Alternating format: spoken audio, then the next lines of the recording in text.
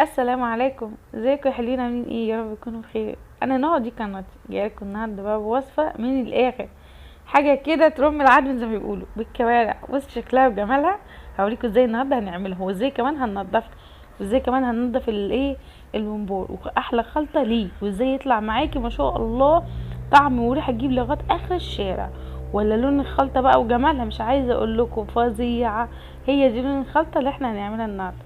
بس قبل يلا ما نروح على الحاجات الحلوه اللي هنعملها دي، نصلي على النبي عليه الصلاه والسلام وتعملوا لي احلى لايك. تعالوا اوريكم وانا بشتري الحاجات الحلوه دي من عند الجزار.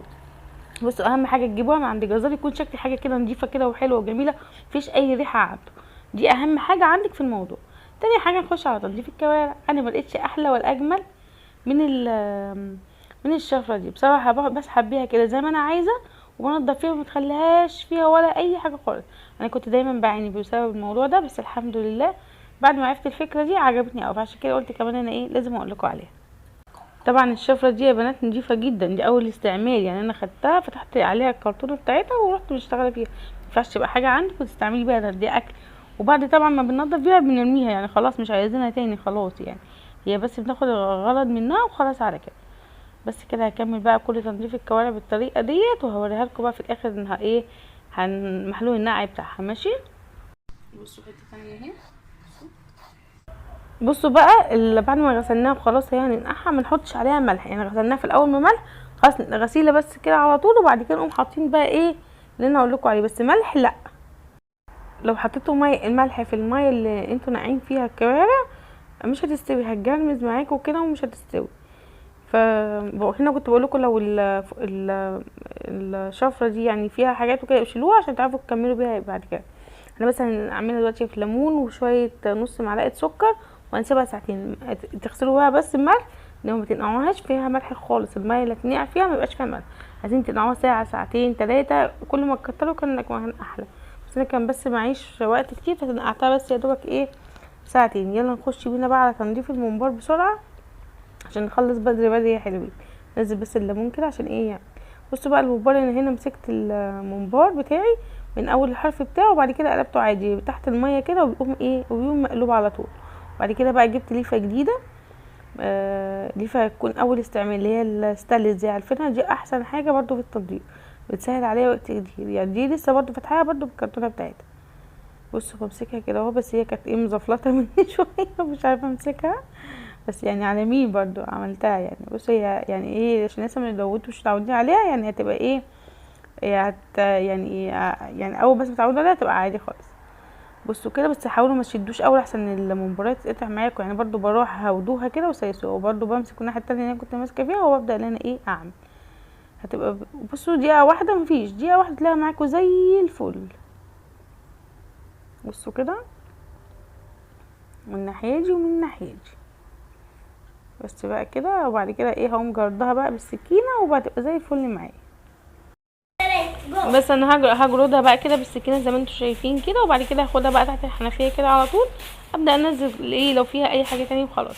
وبس كده احطها بقى في طبق نضيف فيه ميه وليمون، طبعا عشان ريحه اي زفار الليمون بيقتل اي حاجه من الحاجات دي. بس كده زي ما انتم شايفين.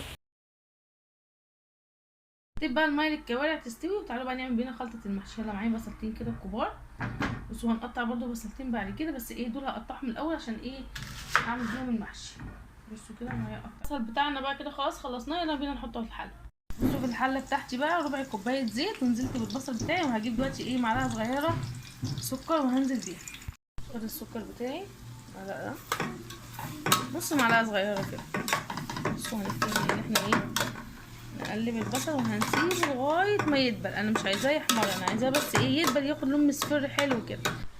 يا صباح الكوارع بص الكوارع اهي غسلناها والحمد لله بقت زي الفل. هوريكم دلوقتي طريقه غسلها ازاي، بس تعالي كده اوريكم القمر ده. بصوا ايه رايكم في الحلاوه دي؟ الكوارع دي ولا قمر؟ دي قمر والله. عايزين بس كده نتكلم شويه على الكوارع قبل ما نسلقها. بصوا ده هنا يعني دي واحده كوارع، انا جايبه كوارعيه واحده ماشي. اسمه ده اللهم صل على النبي. عشان تجيبيها وتستوي معاكي وتبقى حلوه لازم تبقى صغيره، وتبقى كمان من قدام يعني، تبقى الرجل اللي قدام الرجل الاماميه مش الرجل الخلفيه. بصوا اهم حاجه في الكوارع، بصوا شايفين انا مضيفاها ازاي مخليها زي القمر. هوريكم دلوقتي اصلا طريقه التنظيف ازاي. شايفين دي الليمونه شايفين اللون دوت، اللون اللي هو اللون اللي هو اللي لونه موف ده كده، العظمه تبقى لونها موف كده، متبقاش ولا مغمقه، يعني متبقاش لونها ابيض ولا تبقى لونها اصفر، تبقى اللون الموف ده. ساعتها هتبقى صغيره وهتبقى حلوه معاكي، وهتستوي كمان بسرعه، مش هتاخد معاكي وقت ولا تسود لك الحله بتاعتي. بس لو هتعملي في حله الومنيوم، انا هسلق اول سلقه احنا هنسلقها على مرتين، اول سلقه هسلقها في حله الومنيوم، وتاني سلقه هسلقها في حله استانلس. بصوا كلها كده ما شاء الله. بصوا شايفين العظمه لونها ايه؟ لازم العظمه تبقى لونها الموف دوت، عشان خاطر تبقى سهله في السوا معاكي، وكمان تبقى صغيره وطعمها مسكر وحلو. وزي ما قلت لكم احنا نقعناها بشويه ليمون وشويه ومعلقه سكر، وقعدت حوالي تقريبا بتاع ساعه لساعتين كده اهوت. يعني بصراحه مش ما كانش عندي وقت يعني انقعها اكتر، بس انت لو عندك وقت انقعيها اكتر. الليمون دوت هيديها بقى، هيشد منها اي نوع زفاره، بس بلاش تحطي ملح، عشان لو حطيتي ملح هتجرمز معاكي وانت ايه وانت بتنقعي. يلا الميه بتاعتنا غليت كده، يلا بينا نسمي الرحمن ونصلي على سيدنا النبي عليه الصلاه والسلام، وننزل بالكوارع الحلوه القمر دي بتاعتنا. بصوا ما شاء الله انا منضفاها، ما فيهاش ولا اي شعرايه. بصوا العظمه لونها ازرق ازاي، شايفين اللون؟ بسم الله ما شاء الله. هي تاخد بس هنا 5 دقايق تغلي كده، ما شاء الله غلوتين.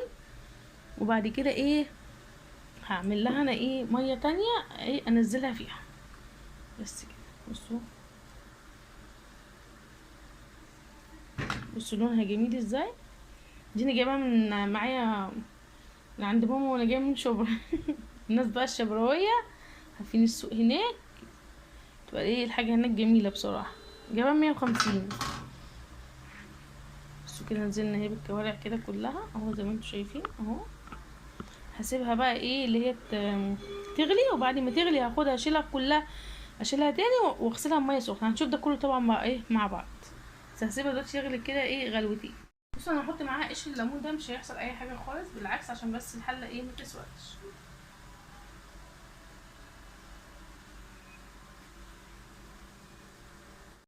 هنا بقى معايا 2 كيلو قوطه كده زي ما انتم شايفين، عشان خاطر المحشي بتاعنا.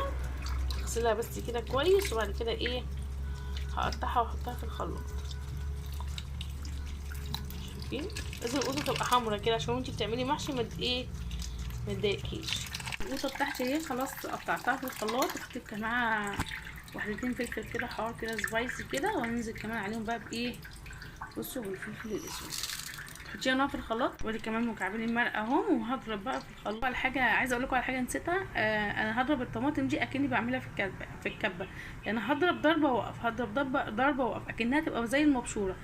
بصوا بقى الكوارع بتاعتنا بدات اللي هي تطلع الريم كله على الوش. بصوا انا حطيت الميه الناحيه التانية اهو، وهبدا بقى ان انا اشيل ايه الريم ده كده، بس استني اعلي عليه شويه عشان خاطر ايه الريم يطلع معايا بسهوله. شايفين اول ما بتعلوا الريم بيطلع ايه بسهوله كده. بصوا بقى هنا البصل كمان خد معايا لون حلو كده وجميل. طب ازاي انا خليتش اللون ده كده يطلع وانا موطيه على البصل؟ يعني انا موطيه مش معليه. بصوا الطماطم بقى تحس ايه فيها قطع، شايفينها بس هي كده ايه متقطعه. بصوا بقى معايا معلقتين صلصه طماطم كده كبار هنزل بيهم بس. بصوا انا هطلع بقى الكوارع بتاعتي كده خلاص، خدت الغلوه بتاعتها. شويه ميه سخنه، اهم حاجه نغسلها بميه سخنه. انا واخده الميه سخنت اهي معايا. بصوا هاخد شويه ميه كده ابتدي ان انا اغسل بيها الايه الكوارع بتاعتي. بس بقى كده هبدا انزل بقى بالكوارع بتاعتي، هنزلها كلها دلوقتي كده في الميه سخنت اهي معايا. هبدا انزل بقى الكوارع بتاعتي هي مش بس بقى نزلت كده بالكوارع بتاعتي اهي كلها فيها ورق العنب. زي الميه بدات هي تسخن كده معايا، هفتحها واوريها. بصوا نزلت اهو بجزء، وهنزل بقى بالتاني اهو. بصوا انا جبت اهو الليمون وعصوره بس كده،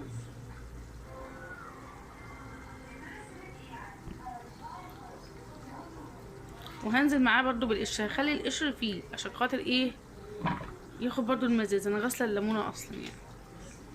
بس تعالي بقى نحط ايه الطماطميه بتاعتنا. بصوا قسمها كده على نصين، كل حاجه صحيحه.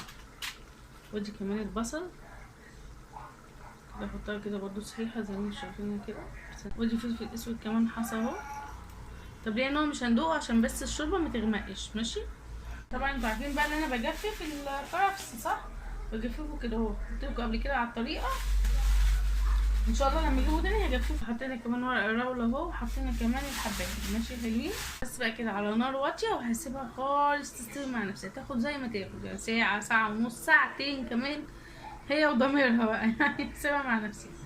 وادي الخضره بتاعتنا الحلوه، نقعتها كده في نص معلقه سكر وشويه وشويه خل، نقعها بتاع ربع ساعه كده، وبعد كده هشيلها اصفيها واخرطها معاكم.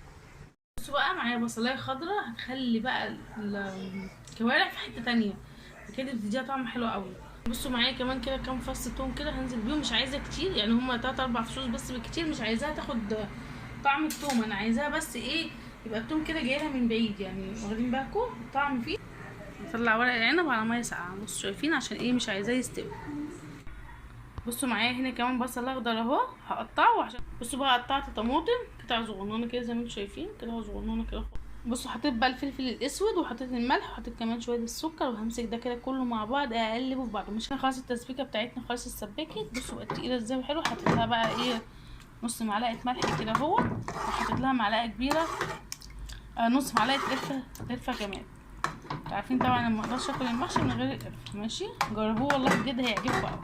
الكوارع بتاعتي معزه ميه، زودت لها ميه سخنه ماشي. بصوا انا قطعت الخضره اهو، ونزلت على يعني حطيتها على الطماطم والبصل اللي احنا كنا مقطعينها. بصوا بقى انا حطيت اهو الرز على الخضره بتاعتنا، وهقلبهم بقى الاتنين مع بعض. بس قبل ما اقلبهم حطيت فلفل اسود، وحطيت رشه ملح يعني نص. بصوا ما شاء الله انا قلبته كده مع بعض، بصوا شكله امور ازاي. على فكره اوعوا تنسوا حركه ان انتوا تقلبوا الخضره مع الرز دي الاول قبل ما تحطوا الصلصه عليها، بجد بتفرق جدا في طعم الرز وفي طعم المحشي اصلا كله.